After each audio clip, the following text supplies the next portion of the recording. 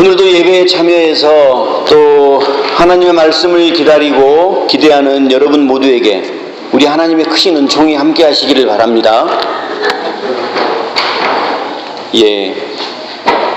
제가 한 가지 질문할게요. 여러분, 빛과 어두움 중에서 어느 것이 더 강할까요? 빛이 더 강할까요? 어둠이 더 강할까요? 이제 갈리네요. 어둠이 더 강하다는 분도 계시고 빛이 더 강하다는 분도 계시고. 실상 우리 일상에서 느껴지기에는 사실은 어둠이 더 강한 것처럼 많이 느껴지죠. 왜냐하면 우리 인생에 힘들고 슬프고 좋지 않은 일들은 기억에 오래 남아가기 때문입니다. 또 그 한 사건을 통해서 우리가 너무 많은 영향들을 받죠. 그래서 좋은 기억들은 빨리 잊혀지고요, 안 좋은 기억들은 오래오래 남습니다. 그래서 우리는 은근히 어둠이 빛보다 더 강하겠지 라고 생각하게 되어 있습니다. 여러분, 하지만 진실은 그렇지 않습니다. 빛이 강합니다. 여러분 생각해 보십시오. 어둠은요, 작은 촛불 하나에도 환하게 밝혀지고 물러갑니다. 여러분, 그렇습니다. 빛은 어두움에게 지지 않습니다. 반대로 어둠은 빛을 이길 수가 없습니다. 그래서 사람들은 등불을 켜서 되도록이면 높은 곳에 두려고 하지요. 그래야만이 더 넓은 곳을 환하게 밝힐 수 있기 때문입니다. 오늘 우리가 읽은 예수님의 말씀이 바로 그런 뜻입니다. 21절입니다. 사람의 등불을 가져다가 말 아래나 침상 아래 두겠느냐? 등경 위에다 두지 않겠느냐? 여러분, 여기서 말이라는 건 뭘 이야기할까요? 사람이 타고 다니는 말을 이야기할까요? 그게 아닙니다. 여기서 말이라고 하는 것은 뭐냐면요, 옛날에 혹시 시골에 사셨던 분들 본 적 있으셨나 모릅니다. 지금은 곡식 같은 거 팔 때 몇 그램, 몇 킬로, 뭐 리터 이렇게 단위로 파는데요, 옛날에는 대 아세요? 대에다 한 대, 두 대 이렇게 네모난 그 상자 같은 데다 이렇게 대어서 팔았거든요. 그게 뭐 10대가 모아지면 한 마리라고 해가지고 이렇게 큰 통이 있어요. 나무로 만들어진. 그래서 곡식을 사거나 팔 때 그것을 이렇게 이제 계량을 하는 그 용기가 바로 말입니다. 그리고 옛날 사람들은, 특히 농사를 짓고 살던 사람들 집에는 다 되나 말 같은 게 있었습니다. 마찬가지입니다. 예수님께서 등불 비유를 이야기하시면서 등불을 켜서, 세상에 등불을 켜놓고 그 말이나 돛박 같은 걸 이렇게 덮어두는 사람이 없지 않습니까? 바로 그걸 말씀하시는 겁니다. 등경, 즉 등불을 올려놓을 스탠드 같은 데다 올려두지 않겠느냐. 같은 비유가 나오는 평행 구절이 있습니다. 마태복음에 나오는데요, 마태복음 5장 14절에 이 말씀이 나오는데, 마태복음은 특이하게 사람의 등불을 켜서 말 아래 두지 않고 등경 위에 둔다 하는 말씀 앞에 예수님께서 한마디를 덧붙이셨다고 기록하고 있습니다. 마태복음 5장 14절입니다. 너희는 세상의 빛이라. 산 위에 있는 동네가 숨겨오지 못할 것이요.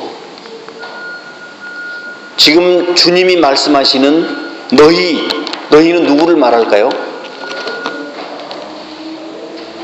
혹시 영 모르시겠어요? 너희는 세상의 빛이라 라고 말씀하셨는데, 저기서 너희가 누굴까요? 너희. 이미영. 저러다가 오늘 점심 못 얻어 드실 것 같은데. 지금 누구에게 하시는 말씀이죠? 예수님이 제자들에게 하시는 말씀입니다. 그래서 여기서 말할 때 너희는 예수님의 주위에 앉아서 예수님의 말씀을 듣고 있었던 제자들을 가리키고 있습니다.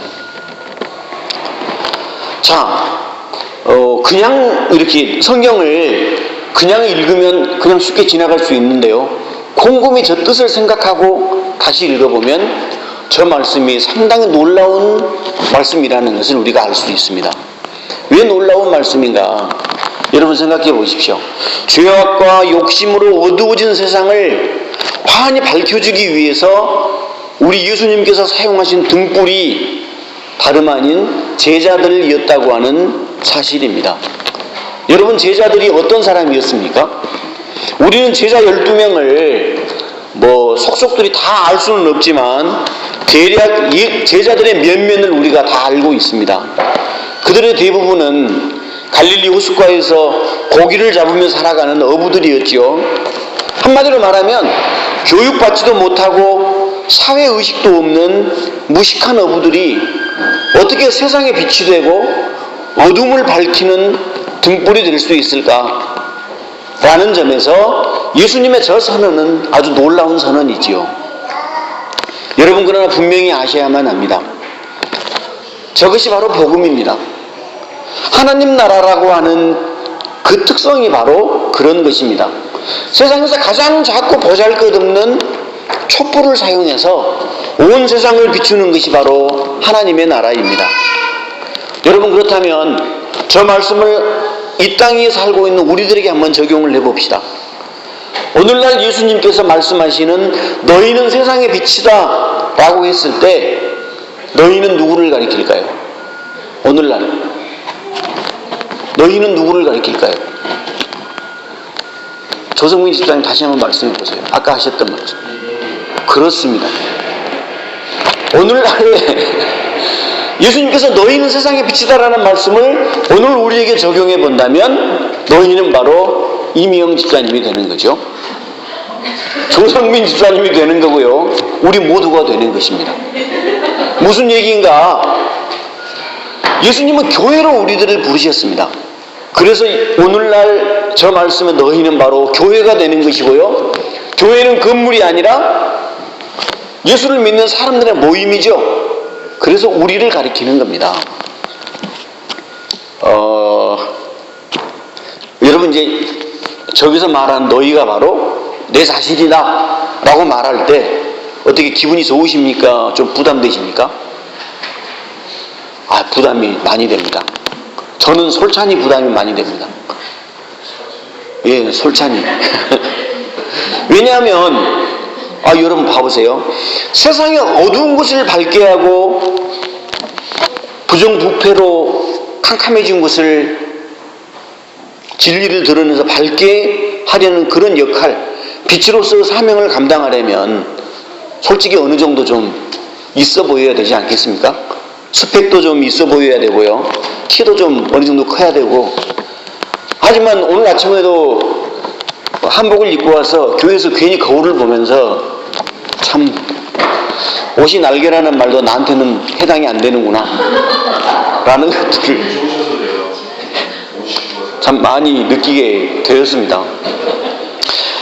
여러분, 세상을 움직이는 사람들, 세상을 변화시키는 사람들, 세상을 밝게 하는 사람들, 위대하고 훌륭한 사람들이죠. 여러분, 하지만요, 하나님의 방법은 그렇지 않습니다.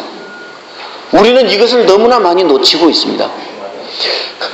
우리가 흔히 하는 실수가 우리 청소년들에게, 특히 교회 성도들이 그렇죠. 공부 열심히 해서 훌륭한 사람 돼야 된다. 왜? 그래야 주님의 일을 많이 할 수 있다. 여러분, 이거 잘못된 생각입니다. 주님은요, 중동에서 가장 작은 나라인 이스라엘을 선택하셔서 이방 땅을 비추는 빛으로 세우셨습니다. 이사야 49장 6절은 이렇게 기록하고 있습니다. 땅 끝까지 나의 구원이 미치게 하려고 내가 너를 뭇 민족의 빛으로 삼았다. 여기서 너는 누구일까요? 바로 이스라엘입니다. 저때 당시에 이스라엘은요, 어떤 정도로 보시면 되냐면요, 우리나라 망하기 전에 그 고종 황제가 다스리던 구한말 있죠. 그런 지경에 처해 있었던 상황입니다. 그야말로 보잘것없고 정말 나라로서 어떤 자부심이나 역할들이 전혀 이루어지고 있지 않던 상황이었습니다. 자, 그렇다면 하나님이 왜 이스라엘을 선택하셨는가? 이스라엘이 위대해서, 이스라엘 유태인들이 천재적이어서 천만의 말씀입니다. 그들은 한때는 강대국의 노예로 살았던 사람들이었고요, 또 한때는 전쟁 포로가 되어서 곳곳에 흩어진 오합지졸에 불과했습니다.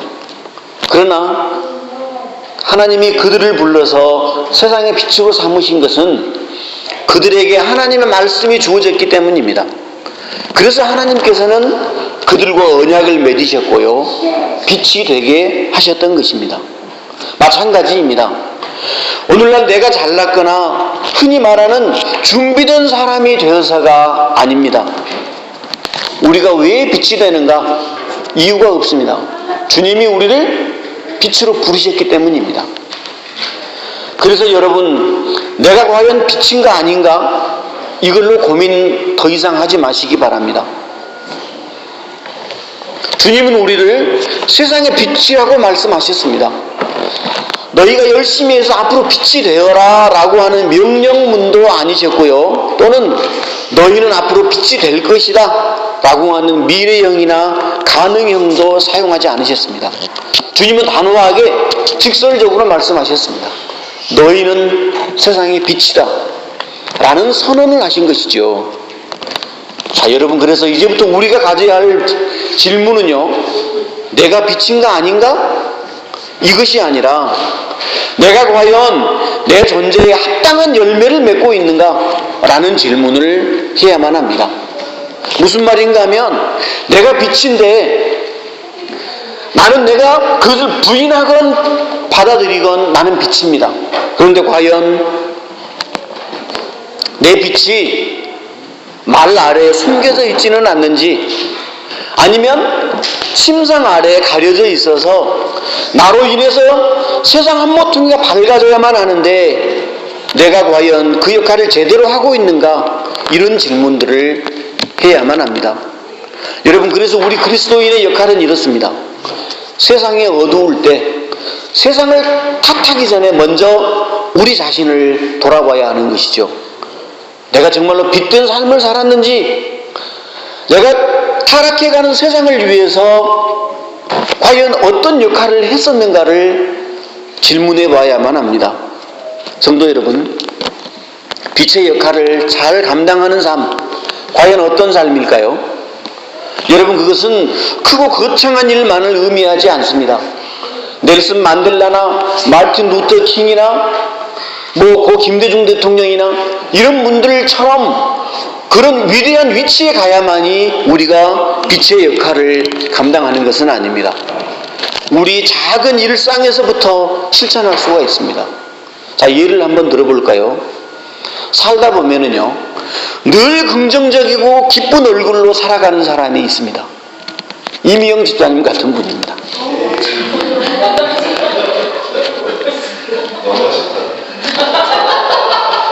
바로 빛된 삶입니다. 아니면 우리 사랑이 같이 늘 사람들을 즐겁게 해주는 이 어린이들이 있습니다. 바로 빛의 역할을 감당하는 것입니다. 또는 세상 사람 모두가 절망의 기운에 짓눌려 있을 때 이 사람이 나타나면 분위기가 환해지는 그런 사람들 있죠. 맞습니다. 그런 사람들, 작은 거지만 우리 일상에서 빛의 역할을 잘 감당하고 있는 것입니다. 불의한 권력, 또 정의롭지 못한 재물이 이 세상을 지배하려고 할 때 모두가 다 그 권력이나 재물의 힘에 짓눌려서 숨고 있을 때 용감하게 나타나서 앞에 나서서 이렇지 않습니다, 이건 잘못된 것입니다 라고 용기 있게 말하는 것, 바로 빛의 역할을 감당하고 있는 사람입니다. 여러분, 이 세상에는 세상 사람 대부분이 얼마나 많이 자기 이익을 좇아서 바쁘게 살아가고 있습니까? 이럴 때에 자기가 먼저 희생하고 양보하는 사람, 남을 배려하고 공동체를 먼저 생각하는 사람, 빛의 역할을 감당하고 있는 사람입니다. 서로 싸우고 갈등하는 곳에서 용서하고 평화의 사람으로 살아가는 사람, 또는 관행이라고 하며 불의를 저지르는 곳에서 정직과 원칙의 삶을 살아가고 있는 사람, 바로 빛의 역할을 감당하고 있는 사람입니다. 여러분, 빛은 어두운 곳을 밝게 비추는 역할을 하기 때문에 빛 앞에서는 감춰진 것이 드러나게 되어 있습니다. 22절 말씀입니다. 졸음을 방지하기 위해서 우리 다 함께 한번 읽어보시죠. 화면을 보시면서 시작. 숨겨둔 것은 드러나고 감추어둔 것은 나타나기 마련이라. 그렇습니다. 여러분, 마가복음에서요, 예수님이 기적을 행하시는 이야기들을 보면 특이한 패턴이 한 가지 등장합니다. 그것은 뭐냐면 예수님이 귀신에 들린 사람에게서 귀신을 쫓아내시고요, 나서 꼭 하시는 말씀이 있었습니다. 어떤 말씀이죠? 안 읽어보셨으니까 모르시잖아요. 그렇죠? 어떤 말씀이냐면 귀신 들린 사람을 고쳐주시고 난 다음에 그 사람에게 꼭 이렇게 말씀하십니다. 너 이 얘기 아무한테도 하지 마라. 특이하죠? 이게 오늘 우리 생각하고는 정반대지요? 우리 생각 어떻습니까? 조그마한 도움을 주고 그 사람이 나중에 나에게서 받은 선행을 막 말하지 않았다 그러면 서운하게 생각하죠. 그러나 예수님은 그렇지 않았습니다. 기적을 베푸신 다음에도 절대 말하지 말아라 라고 하셨습니다. 여러분, 그러나 그 빛이 감추어질 수 있었습니까? 오히려 소문이 더 많이 퍼져서요, 더 많은 사람이 몰려들었습니다. 마가복음 1장 45절입니다. 무슨 얘기냐면 예수님이 귀신 들린 사람을 낫게 해주셨습니다. 그러고 나서 그 사람에게 누구에게도 절대 말하지 마라 이렇게 말했거든요. 그러나 마가복음 1장 45절은 이렇게 기록합니다. 그러나 그는 나가서 모든 일을 널리 알리고 그 이야기를 퍼뜨렸다.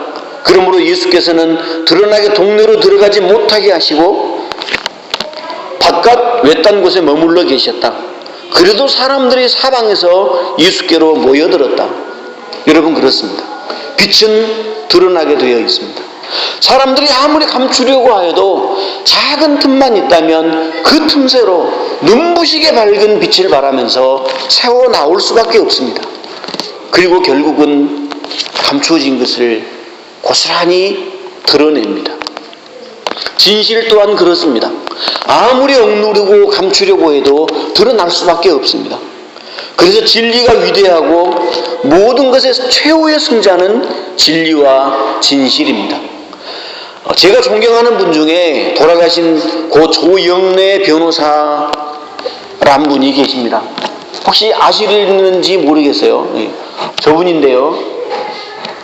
조영래 변호사, 저분은요, 서슬퍼른 군사 독재 정권 시절에 인권 변호사로 활동을 하셨습니다.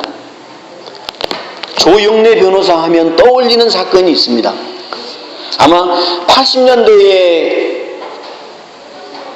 저처럼 대학을 다니셨거나 아니면 조금 학생운동에 관심이 있었던 분들은 금방 튀어나옵니다. 조영래 변호사 하면은 부천 성고문 사건이라고 당시 한국 사회를 정말 깜짝 놀라게 했던 사건이 있었습니다. 그 당사자가 지금은 명지대학교에서 여성학과 그 교수가 되어서 학생들을 가르치고 계시는 권인숙 교수라는 분인데요. 이분이 당시에 서울대학교 학생이었습니다. 그런데 노동운동을 하시려고 이분이 방학 때 그 공장에 위장 취업을 해서 들어가셨습니다. 그래서 노조를 만들고 이렇게 노동운동을 하려고요. 그런데 적발이 되었습니다. 적발이 되어서 경찰서에 잡혀갔습니다. 그래서 경찰서에서 이제 무슨 막 제목을 들어서 이제 이 사람을 기소를 하려고 했는데 그때 당시 아주 공안정국 유명했지 않습니까? 이 권인숙 씨를 취조를 담당했던 경찰관이 배우가 누구냐? 배우를 알아내기 위해서 이제 고문을 했겠죠. 근데 이 문귀동이라고 하는 그 경찰관이 저 22살 된 여학생을 성폭행에 가까운 성적인 방법으로 고문을 했습니다. 이 이야기가 사실은 여러분 80년대 경찰서에서 뭐 저런 일이 있었다 세상에 알려집니까? 안 알려지죠. 그 여성으로서 당한 그 수치심과 그런 게 얼마나 컸겠습니까? 그러니까 날마다 괴로워하다가 변호사 접견을 신청을 하고 변호사에게 도움을 요청했습니다. 내가 사실은 취조받는 과정에서 담당 경찰관에게 이렇게 성폭행을 당했습니다. 도저히 내가 내 수치심 때문에 이걸 덮고 나가면 이 학생들이 또 잡혀올 때 저 사람은 또 같은 방법으로 성고문을 할 겁니다. 좀 도와주십시오. 그때 내가 너를 돕겠다라고 발벗고 나선 분이 바로 돌아가신 저 조영래 변호사, 또 지금 서울시장이신 박원순 변호사가 저 사람의 일을, 저 사진이 보이시는 분이 바로 권인숙 학생이었습니다. 그래서 이 사건이 온 세상에 알려지게 되었습니다. 여러분, 경찰이 어떻게 했는 줄 아세요? 이제 조영래 변호사와 박원순 변호사가 막 열심히 노력을 해서 이제 고문 행위 또 뭐 이렇게 성추행 이 혐의로 그 해당 경찰관을 고소를 했습니다. 자, 그러자 세상의 빛으로 살아간다고 하는 그리스도인이 이제 어떻게 해야 하는가가 바로 여기서 극명하게 드러납니다. 여러분, 저 여성을 성추행했던 문귀동, 그때 당시 경장이었나 경사였나 그랬을 겁니다. 저 경찰관은 독실한 기독교인이었습니다. 상대방이 자기를 고소하자 언론에 이렇게 당당하게 나섰습니다. 나는 독실한 기독교인이다. 내가 어떻게 그런 일을 할 수가 있겠는가? 그러나 결국 저 진실은 밝혀졌습니다. 저 조영래 변호사님은요, 43살의 젊은 나이에 폐암으로 일찍 세상을 떴습니다. 근데 저분이 돌아가시자 저분을 기억하기 위해서 많은 분들이 모여서 한 단체를 만들었습니다. 그 단체가 바로 민변이라고 하는 민주사회를 위한 변호사의 모임. 그 유명한 단체가 바로 저분 때문에 만들어진 것이죠. 그리고 나중에 조영래 변호사를 기념하기 위해서 출간된 평전의 제목이 있는데요, 정말 제가 좋아하는 책입니다. 진실은 영원히 옥에 가둘 수 없습니다 라는 책이었습니다. 여러분, 그렇습니다. 그런가 하면은요, 여러분, 구약 성경의 세계관에 의하면, 여러분, 창세기나 구약 성경의 세계관이 어떻죠? 구약 성경에 지구는 둥글다고 나옵니까? 구약 성경에서는요, 지구가 네모나다고 되어 있습니다. 또 지구가 태양을 도는 것이 아니라 태양이 지구를 도는 걸로 구약 성경이 기록되던 당시의 사람들의 인식은 그랬습니다. 당연히 성경은 하나님의 말씀이기 때문에 성경에는 한치 오류도 없을 것이다 라고 교회는 믿어왔기 때문에 중세의 모든 사람들이 그렇게 믿어왔죠. 그러나 거기에 반기를 둔 사람이 있었습니다. 누구일까요? 갈릴레이지요. 갈릴레이는 망원경을 발명해가지고 이상하다, 지구는 네모나고 태양이 지구를 돈다고 생각해 왔는데 이상하다 라고 생각하고는 여러 가지의 실험과 또 연구들을 통해서 이렇게 발표했죠.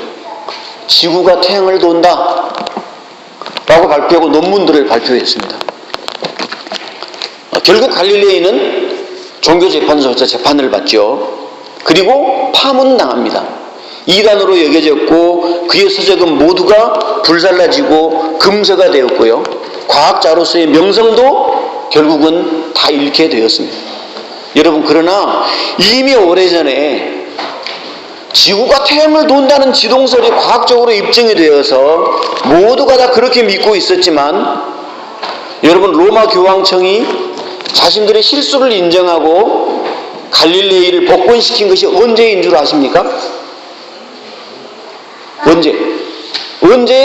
교황청이 그때 갈릴레이 17세기에 있었던 갈릴레이 재판은 우리 교회가 실수했다, 교황이 실수를 했다 인정을 하고 갈릴레이 이론이 옳다고 공식적으로 발표한 게 언제인 줄 아십니까? 여러분 놀라지 마십시오.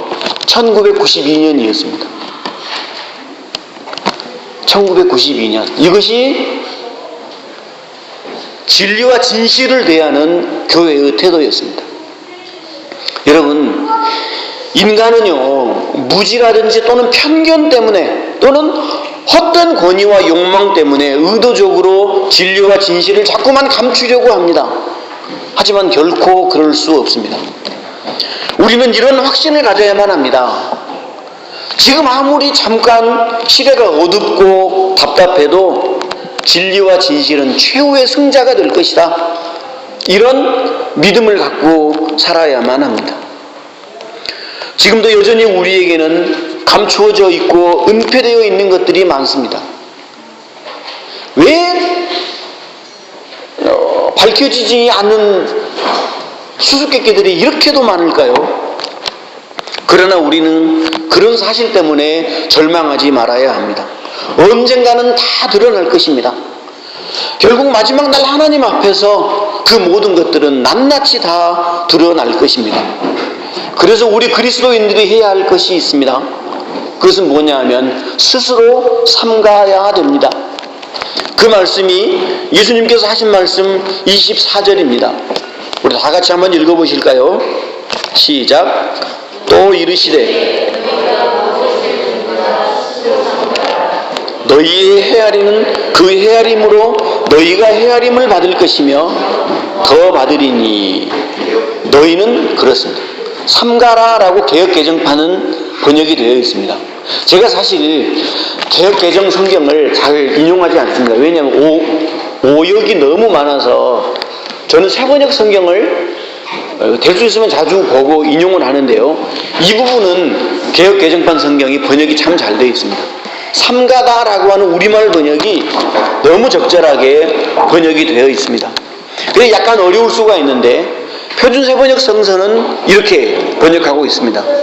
너희가 되어서 주는 만큼 너희에게 되어서 주실 것이요 덤으로 더 주실 것이다. 무슨 말입니까? 여러분, 우리 인간에게는 각자의 척도라는 게 있습니다. 각자의 기준이라는 것이 다 다릅니다. 그래서 내 기준으로 상대방을 평가하기도 하고요, 또 내 자신을 평가하기도 합니다. 이 말씀은 그래서 예수님께서 우리에게 주시는 아주 강력한 경고입니다. 너희가 재고 판단할 때 사용하는 너희 마음의 잣대, 그 자로 너 또한 판단받을 것이다. 여러분, 무서운 말씀이죠. 무서운 말씀입니다. 또는 그것보다 더 심하게 받을 것이다. 여러분, 우리 인간에게는 이기적인 마음이 다들 있어가지고요, 나 자신에게는 관대하죠. 내 가족에게는 무척 관대합니다. 뭐 그럴 수 있지. 하지만 남에게는 너무너무 엄격한 것이 우리가 갖고 있는 마음의 잣대입니다. 여러분, 그러나 우리가 갖고 있는 그 거룩이나 정의의 잣대로 다른 사람을 판단하면 주님 또한 우리를, 내가 사용했던 그 자를 가지고 우리를 재고 판단하신다는 말씀입니다. 그리고 그보다 더 가혹하게 판단하실 거라는 경고입니다. 문제는 우리가 다른 사람에게 엄격한 잣대를 대고 하는 것, 또 다른 사람의 잘못을 범했을 경우에 우리가 판단하는 그 판단, 그것으로 우리는 더 큰 판단을 받으리라는 것이죠. 여러분, 가늠한 여인이 현장에서 사람들에게 붙들려 왔습니다. 예수님 앞에 내동댕이 쳐졌습니다. 그 가늠한 여인을 끌고 온 사람들은 저마다 손에 돌을 하나씩 들고 있었습니다. 무시무시한 지금 상황이죠. 예수님이 한마디만 내리면 다들 그 여인을 돌로 쳐 죽일 생각이었습니다. 자, 그때 주님께서 하셨던 것이 있죠. 예수님은 이 여인을 판단하지 않으셨습니다. 그래? 정황이 어떻게 됐어? 한번 말해봐. 그 상대는 누구야? 왜 그랬어? 어느 선까지 갔어? 이런 것들을 판단하지 않으셨습니다. 주위 사람들은 이 여인을 죄인이라고 판단하고 죽여야 한다라고 이 문제를 가지고 예수님을 공경에 빠뜨리려고 했지만 주님은 한마디만 하셨죠. 너희 중에 죄 있는 사람이, 죄 없는 사람이 먼저 한번 돌을 던져봐라. 그리고 그 여인에게 말씀하셨습니다. 나도 너를 정죄하지 않겠다. 그러니 가서 다시는 이런 죄를 범하지 말아라. 여러분, 예수님은 사랑이라는 잣대로 이 여자를 판단했던 것입니다. 그래서 용서해 주셨던 것입니다. 여러분, 우리가 주님처럼 사랑이라는 기준으로 다른 사람을 판단한다면 마지막 심판대 앞에서 예수님은 우리가 썼던 동일한 그 사랑이라고 하는 잣대로 우리를 판단하실 것입니다. 그리고 그보다도 후하게 주실 것입니다. 성도 여러분, 있는 자는 더 받을 것이요 없는 자는 그나마 빼앗길 것이다. 뭘 말할까요? 우리 속에 있는 사랑의 잣대입니다. 사랑의 기준입니다. 겸손하게 자기를 돌아보고 또 이웃을 돌아보는 사람은 주님으로부터 풍성하고 긍휼한 은혜를 더 받을 것입니다. 하지만 교만해서 내 속에 있는 잣대로 남을 쉽게 판단하는 사람은 그나마 내가 가지고 있는 것조차 빼앗기게 되리라는 주님의 경고입니다. 여러분, 그래서 우리는 스스로 삼가해야 합니다. 우리가 말씀을 듣고 깨달은 만큼 우리는 더 풍성한 은혜를 받게 될 것입니다. 그러나 말씀을 깨닫지 못하고 자신의 무지와 욕심을 따라 산다면 그 있는 것마저도 빼앗기게 될 것입니다. 여러분, 말씀을 잘 깨닫고 순종함으로 하나님의 풍성한 축복을 누리는 저와 여러분이 되시기를 주님의 이름으로 축원합니다.